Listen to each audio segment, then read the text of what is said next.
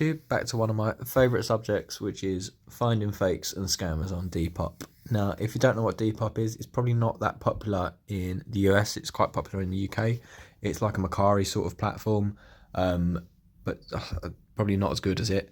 It was primarily set up to sell second-hand clothes, but you do get a lot of sellers reselling new sneakers on there now. So Depop's really bad for hacked accounts. Hackers go on and find inactive accounts and list stuff, I suppose, link their PayPal details or their bank details. And problem with Depop is it pretty much pays out to your bank, not straight away, but probably within 2 days. Whereas the websites like Vinted, they wait for the buyer to confirm that they're happy with the item before releasing the funds to the seller. So Depop do really need to crack down. You can report as many adverts as you like on Depop. They still seem to be there a couple of days later. I think Depop probably just don't have enough employees to fix it. So let's go through some fakes that I found pretty quickly. So these shoes, they're not bad copies. They're not terrible. They don't look too far off the real thing, but they're far too cheap. So they're brand new, 140 quid. And StockX are selling for like 400. Really obvious these are fakes considering the smallest size they make, well, the smallest size they list on StockX is a US 6.5. But apart from this label being completely off, it's a 5Y. This is an awful copy because I could be wrong, but I believe a UK4 is a US 4.5Y on grade school, not a 5Y. The writing's completely off. Just completely off. I found fakes before and they've had women's sizing on the shoe, but it's a men's shoe. So these verified by StockX tags do not mean anything. You can get a pack of 10 of them on eBay for about £20. So let's try and find some hacked accounts. I found some already.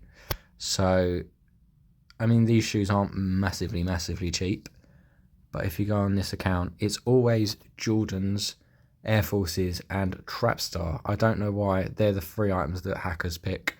So on this, you've already seen some poor person has already been scammed because that was listed an hour ago and that's already been sold.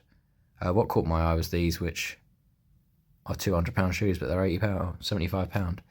But if we go to this account up here, we'll see that the person hasn't made a purchase for 132 weeks, i.e. this is an inactive account. This person has not noticed their account has been hacked. The hackers have hacked it.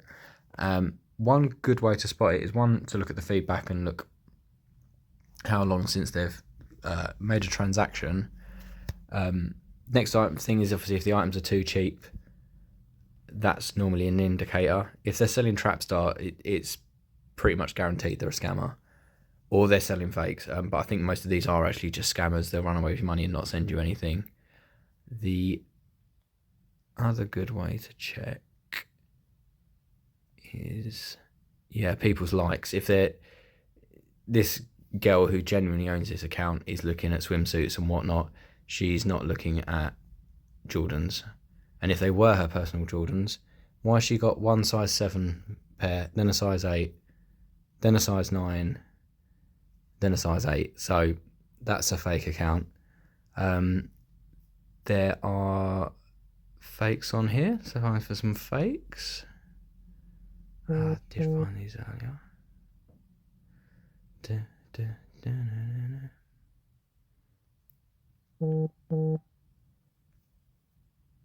So £1,100 shoes there for £120. So definitely fakes. Is this a hacked account? Let's have a look. Probably not. I've also noticed on here there'll be a hacked account and then it will leave feedback for another hacked account, and when you follow them through, that hacked account is leaving a review for that one, vice versa, and it just goes round in a circle. That's not to say there's not decent sellers on Depop. There definitely are, but they don't have a verification system like eBay on StockX where the item is sent to an authenticator in between. So there are decent sellers on here. This guy here, for example. All recent feedbacks, all sneaker sales, massive amount of feedback, massive amount of sales. Trainers aren't massively overpriced, so these were, I think these retail for 180. He's selling for 250. You're charging more than retail for them. These were 80 new, and they're selling for 110. So this is a genuine seller. All the photos are exactly the same. That's another thing to look out for. A lot of the fake sellers take photos off of Google. So one of them will be on a grey carpet, then on a wood floor, then on a different. So at least on this you can see it's exactly the same flooring. Most of them anyway. When he's probably not selling his partner's clothes. All his business sales, for example, are all on the same hardwood flooring. I have actually bought from this guy before, so I know he's a genuine seller. If you do buy fakes, you get an item from here, it turns up and you think it's a fake, and maybe it wasn't really obvious, so you bought a £300 pair of Jordans for $250, so it wasn't massively overpriced.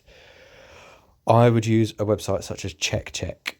So I've used this before. So I bought a pair of fakes. Seller said that they weren't fakes, which is a load of rubbish. So in order to prove to PayPal, to open a PayPal claim to get my money back, I ran Check. They are about, I think they're $1.50 each or something like that, £1. They're not a lot of money.